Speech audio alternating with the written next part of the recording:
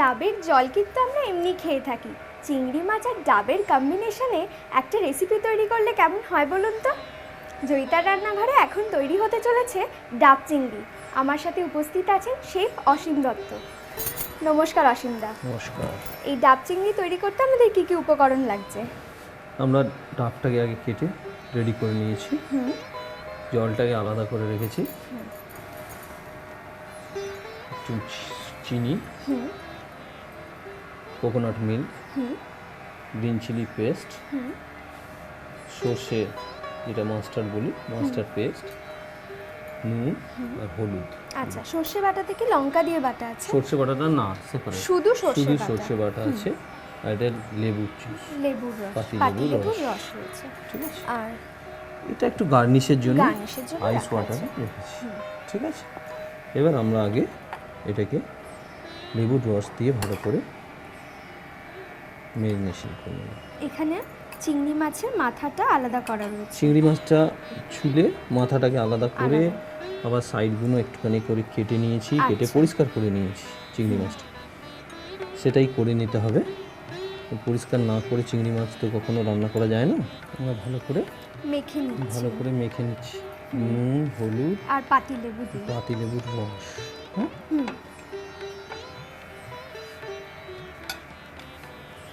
এবার আমরা এটা সরষের তেল দেবো। সম্পূর্ণ রান্নাটাই সরষের তেলে হবে। ব্যাস, ঠিক আছে।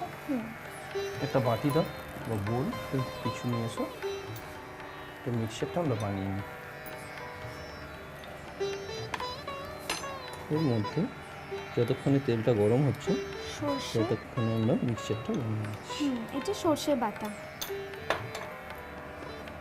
কাঁচা লঙ্কা বাটা, এখানে কোনো লঙ্কার গুঁড়ো ব্যবহার করা হচ্ছে না, নারকেলের দুধ, ঠিক আছে। এটা ভালো করে মিক্স করতে হবে, মিক্স করে নিই। অল্প চিনি মিশিয়ে নাও, আর নুন।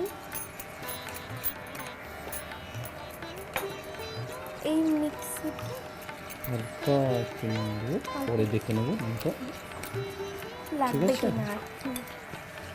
সরষের তেল বেশ গরম হয়ে গেছে।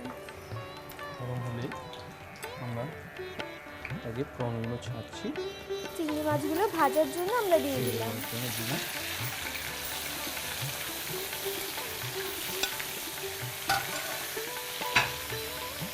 এবার গ্রেভিটা সেটা বানিয়েছি আমরা, এইটা ঢালবো হালকা একটু ভাজা হলেই। ব্যাস,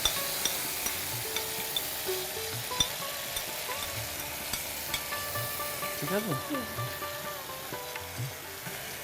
কোকোনাটের জল, ডাবের জলটা অল্প পরিমাণে ইউজ করবো।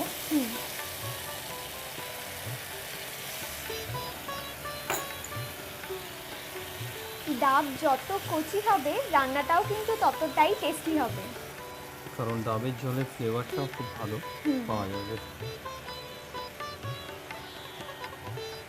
এবার আমরা ডাবটা কেটে ভালো করে পরিষ্কার করে নিয়েছি।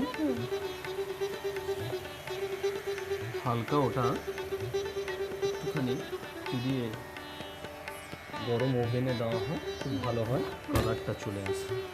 আচ্ছা, ঠিক আছে। উপর থেকে শুধু উপরের পোর্শনটা হালকা করে কেটে সরানো আছে, করা আছে। মুখটা একটু বড় করে নিয়েছি যাতে এই পুরটা দিতে অসুবিধা না হয়। হ্যাঁ,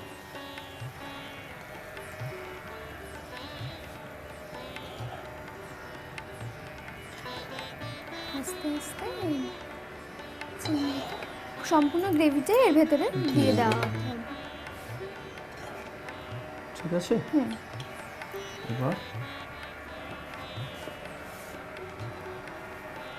এটাকে আমরা রুটি দিয়ে, আচ্ছা,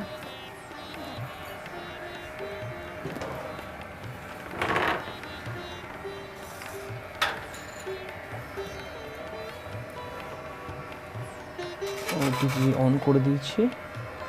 আমরা এটা কত ডিগ্রিতে রাখবো? 175 175 আর কতক্ষণ রাখতে হবে? 7 মিনিট চলে। 7 মিনিট মতন আমাদের কিন্তু এটা ওটিজিতে গরম করতে হবে। এটা হয়ে গেছে। আমরা ওটিজি থেকে এটাকে বার করছি। বেশ গরম আছে। খুব গরম আছে, খালি হাতে তো ধরা যায় না।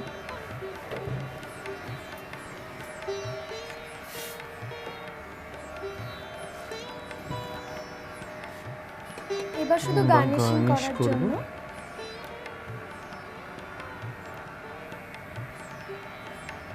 ধনেপাতা আর কাঁচা লঙ্কা লাল। এটা দিয়ে একটু গার্নিশ করে দেবো, ঠিক আছে? অপূর্ব লাগছে দেখতে। অনেক ধন্যবাদ অসীমদা। তৈরি হয়ে গেল আমাদের ডাব চিংড়ি।